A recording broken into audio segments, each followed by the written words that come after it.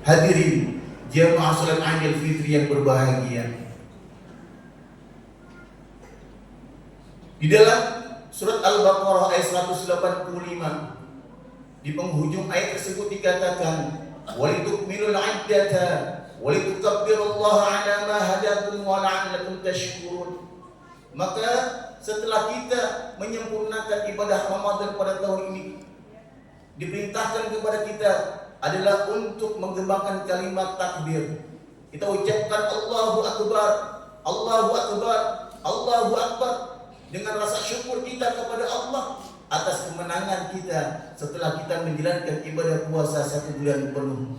Yang kemudian dengan tujuan adalah wala'allakum tashkurun, agar kita menjadi hamba-hamba Allah yang selalu bersyukur kepadanya.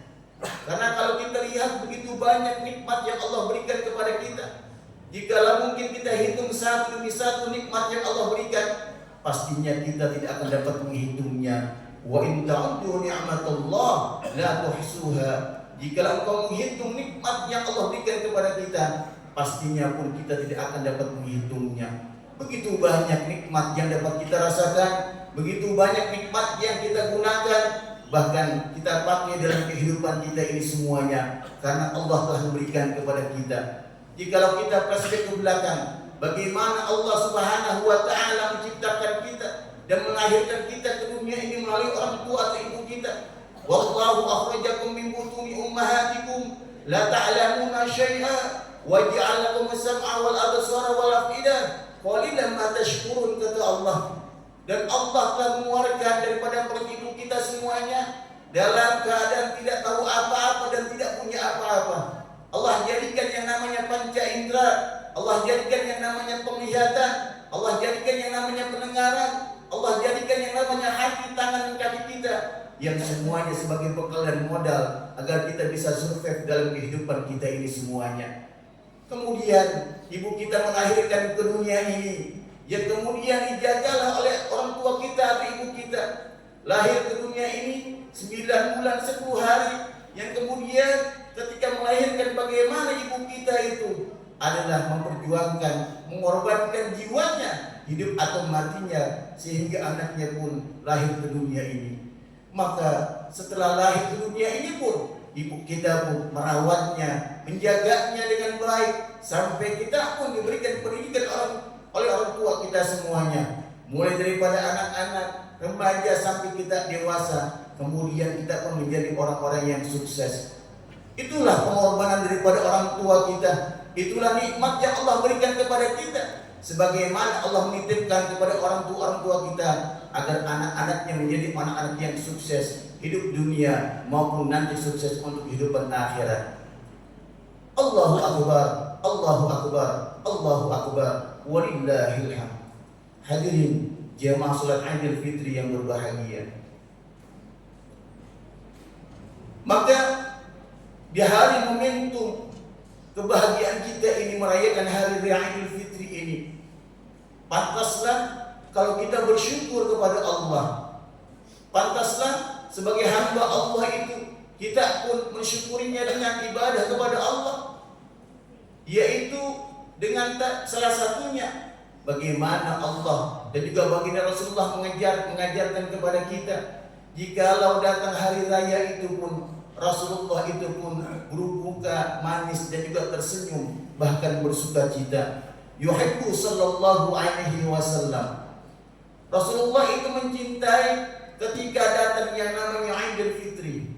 Ayyuqabil al-'ida bil bisri wasurur.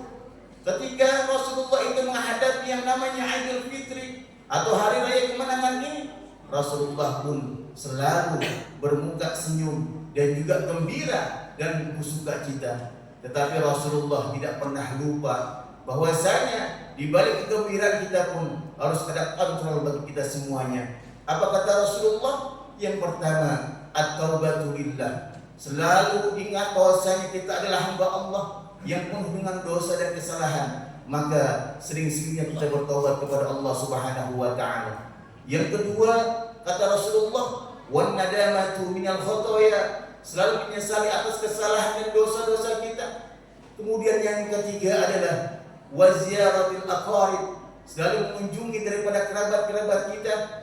Yang keempat adalah masalihat al-fusuq, bahwasanya memperbaiki mungkin permusuhan kita kepada orang lain. Yang kelima adalah wal ihsanul fuqara wal masakin, adalah selalu berbuat baik kepada orang-orang miskin dan juga orang-orang fakir. Yang terakhir kata Rasulullah, wasilatul arham, adalah selalu bersilaturahmi. Maka di momentum daripada Idul Fitri ini, mari sama-sama kita berjabat tangan kepada orang tua kita yang mungkin tidak banyak kesalahan kepada orang tua kita, kepada saudara-saudara kita, kepada kerabat-kerabat kita, bahkan teman dan tetangga kita. Begitu banyak mungkin dosa kita kepada orang tua kita, begitu banyak mungkin dosa kita pada saudara-saudara kita atau tetangga kita dan kerabat kita. Maka di momentum daripada Idul Fitri ini, mari kita sama-sama bersilaturahmi, meminta maaf antara satu dengan yang lainnya. Apa kata Rasulullah? Ma min muslimaini yaltaqiyani yatasafahani illa ghafarallahu dzunubahuma. Jikalau ada dua orang muslim atau muslimat kemudian dia berjumpa bertemu, lalu kemudian dia menjabat tangannya, kemudian meminta maaf antara satu dengan yang lainnya, maka Allah pun akan mengampunkan dosa-dosa daripada keduanya. Allahu akbar, Allahu akbar, Allahu akbar, walillahil hamd. Baginda Rasulullah sallallahu alaihi wasallam suatu ketika di hari raya Idul Fitri, ketika Rasulullah ingin menaiki mimbar untuk melakukan khutbahnya, Rasulullah pun mengatakan amin. Kemudian naik tangga yang kedua, Rasulullah mengatakan amin. Sambil naik tangga ketiga, Rasulullah pun mengatakan amin. Lalu setelah khutbah, Rasulullah ditanya oleh sahabatnya, ya Rasulullah, kenapa engkau mengucapkan kalimat amin sebelum engkau berkhutbah?